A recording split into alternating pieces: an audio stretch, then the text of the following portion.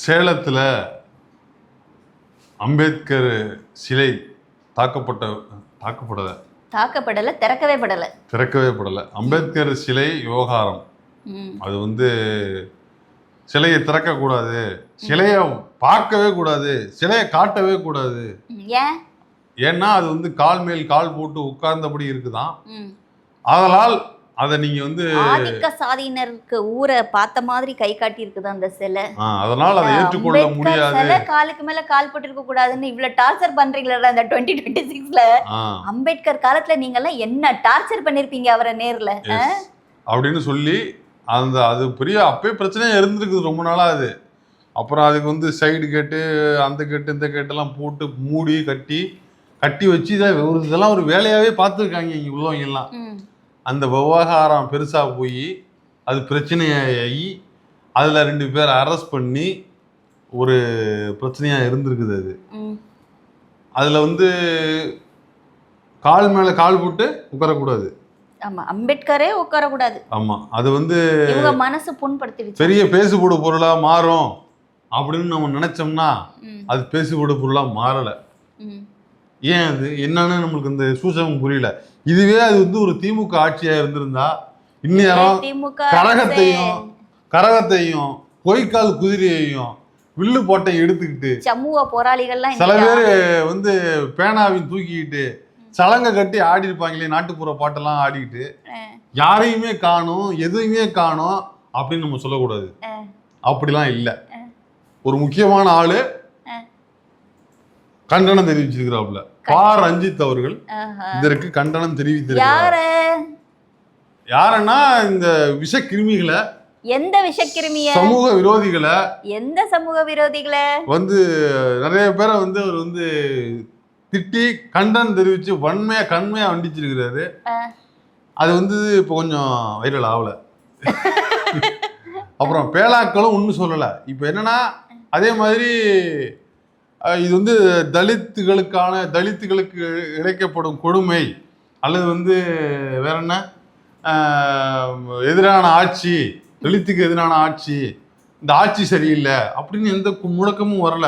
மயிலாடுதுறையில வந்து ஒரு காதல் ஜோடி விவகாரம், காதல் உயிர் நீத்த விவகாரம் இருக்குல்ல, ஆணவ மரணம் ஆணவ உயிர் நீக்கம் அப்படி வச்சுப்போம். மரணம் கூட ரொம்ப ஹார்ஸா இருக்கு.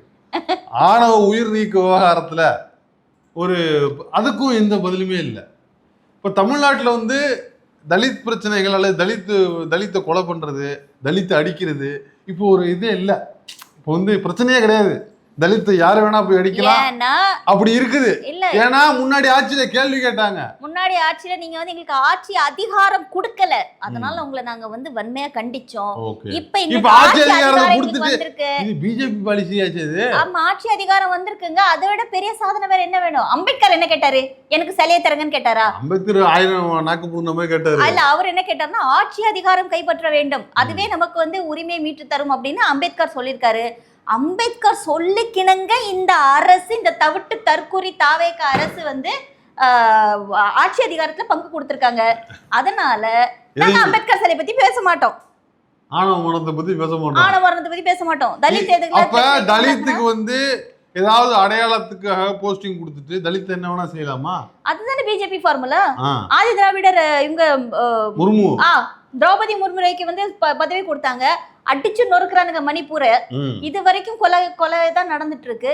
அங்க யாரும் வாய் திறக்க முடியாது. கேட்டா நாங்க வந்து ஒரு ஆதி திராவிட அப்துல் கலாம் வந்து குடியரசுத் தலைவரை வச்சுட்டு இஸ்லாமியர்கள் எல்லாம் அடிச்சு நொறுக்குனானுங்க. குஜராத் படுகொலை நடந்த சம்பவம் அந்த டைம்ல தான். இது மாதிரி அடையாளத்துக்கு ஒரு பதவியை கொடுத்துட்டு வந்து எதனா பண்ணிக்கலாம், எதிர்த்து பேச மாட்டோம். பிஜேபியோட தத்துப்புள்ள தானே. இல்ல, எதிர்த்து பேச மாட்டோங்கிறது கிட்டத்தட்ட பிஜேபி மாதிரியே இருக்குது. அண்ணா என்ன பேசினாரு இத பத்தி?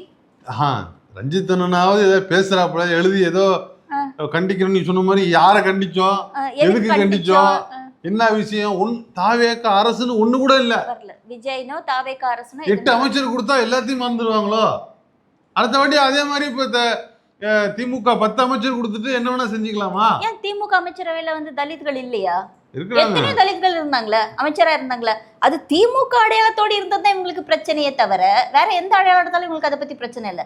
இப்ப எனக்கு இந்த டவுட் எனக்கு ரொம்ப நாளாவே இருக்கு. ஏன்டா திமுக ஆட்சியிலும் அதிமுக ஆட்சியிலும் தலித்கள் வந்து இருந்தாங்க, அமைச்சரவையில இருந்தாங்க, இடம் பெறுவாங்க.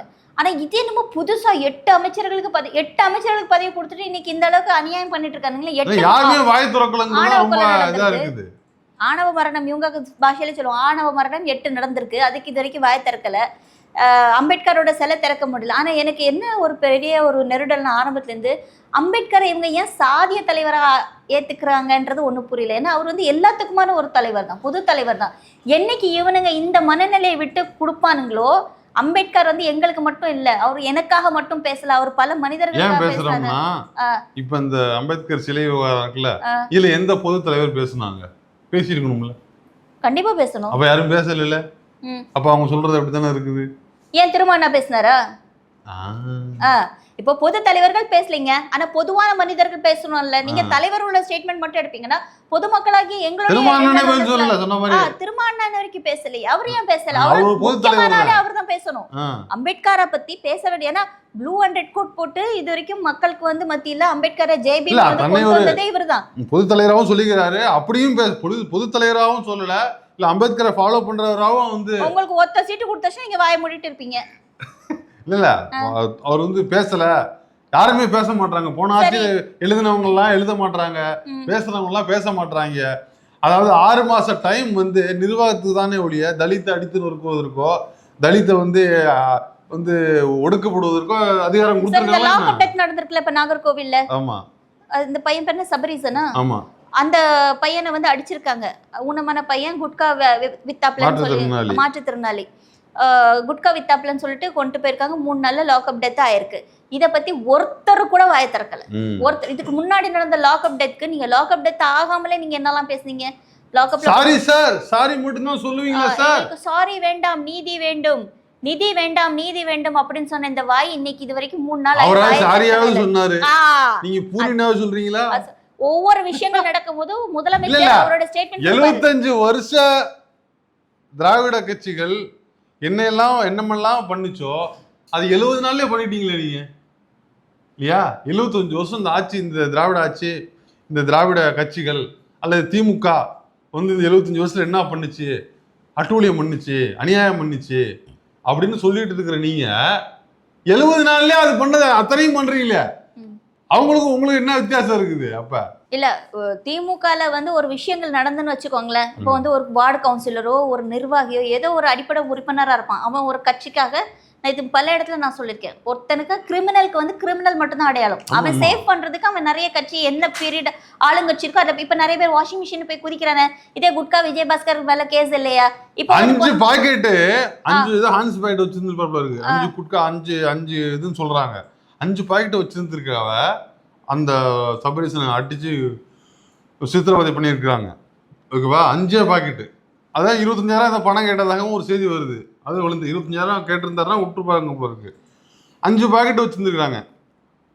விஜயபாஸ்கர் மேல 40 கோடி ரூபா குற்றச்சாட்டு இருக்குது. அவருடைய ஒயிட் அண்ட் ஒயிட்ல 2 தடவை எம்எல்ஏ இருக்கிறாரு. நீட்டா இருக்கிறாப்புல, கேட்டா சுகர் இருக்கிறாரு, பிரஷர் இருக்குங்க. ஒருவேளை அந்த பையன் சுகர் பிரஷர் இருக்குன்னு சொன்னா விட்டுருவாங்களா அவரை? விஜயபாஸ்கர் நீட்டா போயிட்டு நான் கேட்கேன். தாவேக்கால ஒரு அமைச்சர் வந்து செல்போனை வச்சுட்டு 500 ரூபா நோட்டை வச்சுட்டு கார்டை வச்சுட்டு இப்படியே பண்ண பவுடர் பண்ண வீடியோ வந்துச்சு. அதுக்கு நீங்க என்ன டேஷ் ஆக்ஷன் எடுத்தீங்க? என்ன நீங்க வந்து என்கொயரிக்கு நீங்க வச்சீங்க? என்ன நீங்க விசாரணை நீங்க நடத்துனீங்க? அப்போ ஒரு பாவப்பட்டவன் அவன் வித்தது தப்பு தான் அந்த பையன், அது நம்ம வந்து சப்போர்ட் பண்ணவே கிடையாது. ஆனா இதே மாதிரி இன்னொருத்தன் வித்துருக்கான், ஒரு தாவே கேக்குறான். அவனுக்கு நைட்டோட நைட் ஆமா, அவன் வந்து எத்தனையோ பல அமௌண்ட் வச்சிருக்கான். 100 கிலோ என்னமோ வச்சிருக்கான் போல. 120 கிலோ வச்சிருந்த நாயை நைட்டோட நைட்டா நீங்க ஜாமீன் கொடுத்துருக்கீங்க. இந்த பையனை அடிச்சு கொலை பண்ணிருக்கீங்க. 19 இடத்துல காயம் பண்றீங்க. என்ன நியாயம் இது? இந்த ஆட்சி முறை எதுல வருது? இது ஊழல்ல வரலையா? இது நேர்மையான ஆட்சி நடக்குதா? உங்க மூஞ்சில நீங்களே காரி துப்பிக்கோங்கடா. இது ஒரு நேர்மையான ஆட்சின்னு சொன்னீங்கன்னா அப்ப இது வரைக்கும் இந்த லாக்அப் மரணத்தை பத்தி ஒருத்தன் கூட வாய திறக்கல. கேட்டா என்ன சொல்லுவானுங்க? திமுக ஆட்சியில நடக்கல, அப்ப திமுகக்கு மாற்றம் சொல்லி தானே நீங்க வந்தீங்க. அப்ப நீங்க அதே தவற செஞ்சுக்கிட்டு எப்ப பார்த்தாலும் நீங்க திமுக செய்யல, திமுக செய்யல, திமுக செய்யலனா அது வந்து நடந்திருந்தா உடனே ஆக்ஷன் எடுத்து என்ன பிரச்சனையோ. அஜித்தோட மரணம் நடந்துச்சுல, ஃப்ரெண்ட் ஆஃப் போலீஸ்னு சொல்லிட்டு வச்சு பண்ணானுங்க. ஆனா அதுல இந்த நிக்கிதான்ற ஒரு லேடி, அந்த லேடி வந்து அண்ணாமலைக்கு ரொம்ப க்ளோஸ். அது பிஜேபி சார்ந்த லேடி. இது எல்லாமே டீட்டெயில்ஸ் வந்துச்சு.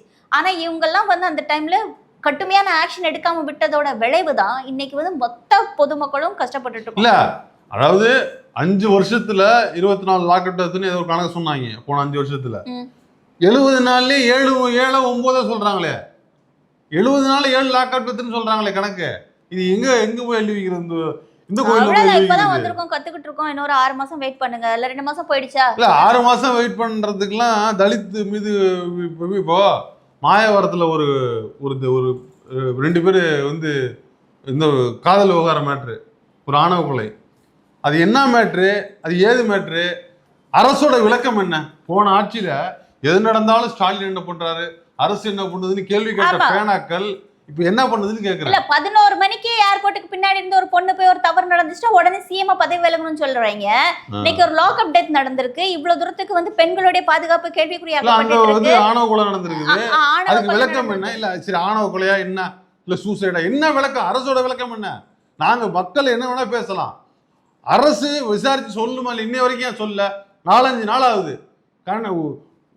யாரோ போய் நின்னுட்டாங்க, அரசியல் பண்ணிட்டு இருக்காங்க. சிஎம் விஜய் இது வரைக்கும் வாய் திறக்கவே இல்ல. சிஎம் விஜயோட கூட்டணி இல்ல இவ்வளவு விஷயம் நடக்குது. அரசோட விளக்கம் என்ன? இதுல அரசோட விளக்கம் என்ன? எந்த விளக்கமும் கொடுக்காம எவ்வளவு நாளைக்கு வளர்ந்து போட்டுட்டு இருக்கானுங்க ரீல்ஸ். ஒரு படியில இருந்து இறங்கி வராங்க, முதல்வனை வச்சு பிஜிஎம் வளர்ந்து புரணி பேசிட்டே இருப்பாங்க. நீங்க வந்து எந்த விளக்கமும் கொடுக்கலன்னா இங்க வதந்திகள் புரணிகள் பேசிக்கிட்டே இருக்கும். ஆளாளுக்கு போய் அங்க நின்றுட்டு அரசியல் பண்ணிட்டு இருப்பாங்க. கொஞ்சம் கூட வெக்கமா இல்ல? போன ஆட்சியில கேட்டீங்களே கேள்வி. இல்ல அரசுக்கு சுயமா ஒரு முயற்சி வேணாமா? அது என்ன பிரச்சனை, ஏது பிரச்சனை அப்படின்னு சொன்னா தானே இங்க வந்து ஒரு சமூக பதட்டம் இல்லாம இருக்கும். சமூக பதட்டத்தை அரசே ஏற்படுத்துன்னு தோணுதுல. இப்ப இந்த ஆணவ கொலை பிரச்சனை எவ்வளவு பெரிய பிரச்சனை. இந்த சில லூசு போயெல்லாம் போய் நின்றுட்டு பிரச்சனை பண்ணிட்டு இருக்கலாம். எவ்வளவு பிரச்சனை நடக்குது. இந்த அம்பேத்கர் பிரச்சனைல அரசோட விளக்கம் என்ன?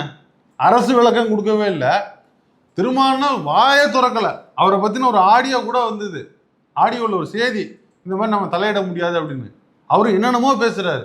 அரசை ஆதரிக்கிறதுக்காக நேரத்துக்கு ஒரு ஸ்டேட்மெண்ட் விட்டுட்டு இருக்காரு. திமுக பத்தியே பேசிக்கிட்டு இருக்காரு. இதெல்லாம் வந்து அழகே கிடையாது. திருமாவளவன்னா உங்களெல்லாம் வந்து நாங்க வேற இடத்துல வச்சு நாங்க பார்த்தவங்க. நாங்க 30 வருஷமாட்டு திருமாவளவன்னா இப்படி அவரால் அரசியல் பண்ண முடியுமா அப்படின்றது இந்த தாவேக்கா இதுதாங்க மாற்றமா இருக்கு. இப்பதான் எங்களுக்கு தெரியுது திருமாவளவனால இப்படியும் அரசியல் பண்ண முடியும் அப்படின்னு. அன்னைக்கு சொல்றாரு, நான் வந்து அமித்ஷா ஜிட்ட இருந்து எனக்கு கால் வந்துச்சு. அமித்ஷா ஜிட்ட இருந்து எனக்கு பிறந்தநாள் வாழ்த்து சொன்னாரு.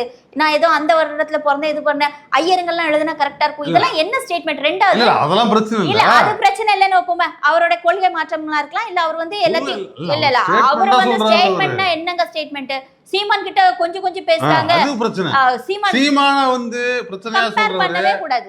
அப்புறம் ஏன் அமித்ஷாட்ட இருந்து கால் வந்து ரொம்ப பூரி போட சொல்றாரு? அப்ப இது என்ன முரணான விஷயம்? அது வந்து எனக்கு வந்து நான் வந்து இன்னொரு நட்பு வேற அரசியல் வேற அப்படின்னு, மனிதன் வேற அரசியல் வேற, கொள்கை வேற மனிதன் வேறன்னு அமித்ஷாவுக்கும் நிர்மலா சீதாராமனுக்கு வந்து ரவிக்குமார் கால் பண்ணாலும் அப்படி போயிடுது. இல்ல ஒரு நிமிஷம், பொது இடத்துல சீமான பார்த்தா அவர் ஒரு கட்சி தலைவர்ன்ற முறையில பேசுறது சாதாரணமான விஷயம். இத நீங்க வந்து இந்த அளவுக்கு கடிச்சு பதற வேண்டிய அவசியமே இல்லை. சீமான் வந்து திமுகவுக்கு சீமான் ஒரு ஆளே கிடையாது. என்னைக்காவது திமுக வந்து சீமானை பத்தி பேசியிருக்குதா? அப்புறம் எதுக்கு இதுங்க? திமுக எப்போதும் அவரை வந்து சில்லியாவும் சல்லியாவும் தான் பார்த்தது. அவருதான் வந்து திருமா அண்ணாக்கு இப்போ ஒரு அஜெண்டா கொடுக்கப்பட்டிருக்கு. அந்த வேலையை அவர் கரெக்டா பண்ணிட்டு இருக்காரு. ஏற்கனவே அதிமுக ஜோடி சேர போதுன்னு சொல்லிட்டு ஒன்னு கொளுத்தி போட்டு போனாரு. அதுக்கப்புறம் புறணினாரு. இப்ப என்ன சொல்றாருன்னா 2 பேரும் சேர்ந்து சீமான பொதுவா நிக்க வைக்க போறாங்கன்னாரு.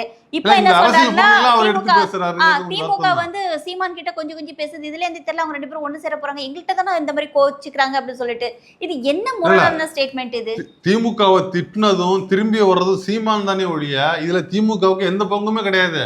அவரா இங்க இருந்து கத்திட்டு இருந்தாப்ல, அப்பயும் கண்டுக்கல. இப்ப அவரே வந்து பேசுறாப்ல, இப்ப கண்டுக்கிறாங்க. அவ்வளவுதானே, அவ்வளவுதான்.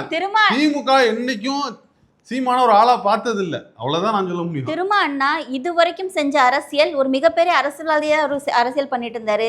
இப்ப இவர் பேசுறது எப்படி இருக்குன்னு பாத்தீங்கன்னா ஸ்வீட் பாக்ஸ் மணியும் இந்த தமிழா பாண்டியன் பேசுற மாதிரியே இருக்கு. அந்த ரேஞ்சுக்கு அவர் ஆக்கிட்டாரு. ஆனா தயவு செஞ்சு அந்த அளவுக்கு இறங்கி வராதீங்க. நீங்க கொஞ்ச நாள் ரெஸ்ட் கூட எடுங்க. ஆனா மாத்தி பேசுறது எங்களால வந்து அதுக்கு பதில் சொல்ல முடியல.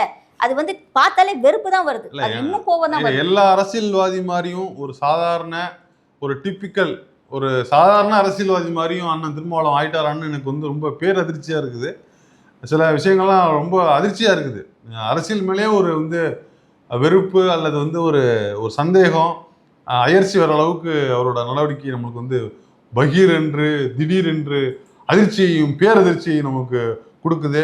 நமக்கு ஒண்ணுதான், இதே மாதிரி போனா இப்போ வந்து தலித்துகள் மீது நடத்தப்படும் வன்கொடுமைகள் அல்லது வந்து கொலைகள் அல்லது வந்து வெறியாட்டங்கள் இதெல்லாம் வந்து போன ஆட்சியில கேட்கும்போது அவ்வளோ வந்து ஆர்வமா இல்லை வந்து உக்கிரமா கேள்வி கேட்டவங்க யாருமே கேள்வி கேட்கல. இப்போ வந்து கேள்வி கேட்டப்பே அவ்வளோ பிரச்சனைகள் நடந்தது. நீங்களாம் கேள்வி கேட்காம இருந்தோம் அப்படின்னா தலைவிரித்து ஆடும், தலித் கொடுமைகள் தலைவிரித்து ஆடும். அது உங்களுக்கு தெரியாது இல்லை, ஏன் நீங்களாம் வாய் மூடி முதல்ல அம்பேத்கரை நார்மலைஸ் பண்ணுங்க, அதுக்கப்புறம் அந்த தலித்ன்ற கேட்டகரி நார்மலைஸ் ஆக ஆரம்பிச்சிடும். இப்போ வந்து சொல்றானுங்கல்ல, அவர் காலுக்கு மேல கால் போட்டு இருக்கிறது அவங்களுக்குலாம் வந்து மனசு போட்டுனா போய் நாண்டுட்டு சாவுங்கடான்னு தான் கேட்க தோணுது. அம்பேத்கர் வந்து எப்படிப்பட்ட ஒரு தலைவர், அவரு என்னென்ன செஞ்சிருக்காரு. இதே ரஞ்சித் அவர்கள் தான் கபாலில கால் மேல கால் போட்டு உட்காருவேன், கோட் சுட்டு போட்டு உட்கார வேண்டாம் அப்படின்னு சொன்னவரு ரொம்ப ரொம்ப என்ன சொல்றது, அவ்வளோ தைரியம் படத்துல இருந்ததுக்கு நேர்ல ஒரு அரசை கண்டிக்கிறதுக்கு, விஜயை கண்டிக்கிறதுக்கு, போலீஸை கண்டிக்கிறதுக்கு அவருக்கு வந்து ஒரு இது இல்லை. தமிழக அரசுக்கு ஏன் விஜய்னு ஸ்டாலின்னு சொல்ல வேண்டியதுதானே, தமிழக அரசுன்னு சொல்ல வேண்டியதானே, ஒரு இடத்துல சொல்லியிருக்காரு. போலீஸ் வன்முறை ஒழின்னு சொல்ல வேண்டியதானே. கால் மேல கால் தூக்கி போட்டு உட்காரவன்னு டைலாக் எழுதி தெரியுது, ஆனா காட்டமா வந்து எழுத தெரியல, பேச தெரியல. அதுதான் சொல்றேன், எல்லாமே பப்பட்ஸ் தான். இப்போ நடிகர் விஜய் எப்படி, இப்போ அவருக்கு எழுதி கொடுத்ததை அவர் நடிச்சு காமிச்சார், அவ்வளோதான். Is a puppet. இன்னைக்கு அதை வந்து உண்மை நினைச்சு நீங்க வந்து இன்னைக்கு திரையில இருந்தவரை கொண்டு வந்து தரையில நிக்க வச்சுட்டு இன்னைக்கு வரைக்கும் ரீல்ஸ் மட்டும் தான் 2 மாசமாயும் போட்டுட்டு இருக்கீங்களே தவிர கிரைம்ஸ் அதிகமா நடந்துட்டு தான் இருக்கு. இன்னொன்னு கிரிமினலுக்கு நல்லா தெரிஞ்சு போச்சு, இந்த ஆட்சியில நம்மள ஒண்ணும் பண்ண முடியாது. சாதியவாதிகளின் அந்த ஆணவம் இருக்குல்ல, சாதி வெறியர்களின் ஆணவம் இல்ல வந்து அடிப்படைவாதிகளின் ஆணவம் இந்த ஆட்சியில தலை தூக்குமோன்னு அச்சமா இருக்குது. இதுக்கு இன்னொரு ரீசன் என்ன தெரியுமா? என்னைக்கு நிர்மல்குமார் ஒரு ஸ்டேட்மெண்ட் விட்டாரோ, அறநிலைத்துறை சாமிக்குள்ளதான் அவாதான் செய்யணும், அவங்க செஞ்சாதான் கரெக்டா இருக்கும். இல்ல இப்ப பண்ணது அது. ஆமா ஆமா. அப்போ எப்ப இந்த மாதிரி ஒரு ஸ்டேட்மெண்ட் கொடுக்கக்கூடிய ஒரு மனிதர்கள் வந்து பதவியில வந்து உட்கார்றாங்களோ அன்னைக்கு கிரிமினல்களுக்கு எல்லாமே கொண்டாட்டம் தான். இது இன்னும் அதிகப்படியா தான் நடக்க போகுது. இத்தனை நாள் இந்த 70 வருஷம் இந்த திராவிடம் என்ன செஞ்சு கிழிச்சிச்சுன்னு சொன்ன வாய்கள்லாம் இன்னும் இந்த 2 மாசத்துல இந்த பாடுபடுறீங்க. இன்னும் ஒரு 6 மாசம் போகட்டும், இந்த தமிழ்நாடு எந்த லட்சத்துல வந்து நிக்க போகுது, இல்ல திராவிடம் என்ன செஞ்சிச்சுன்னு இன்னும் ஒரு 6 மாசம் கழிச்சு போனா உங்களுக்கு எல்லாம் தெரிய போகுது.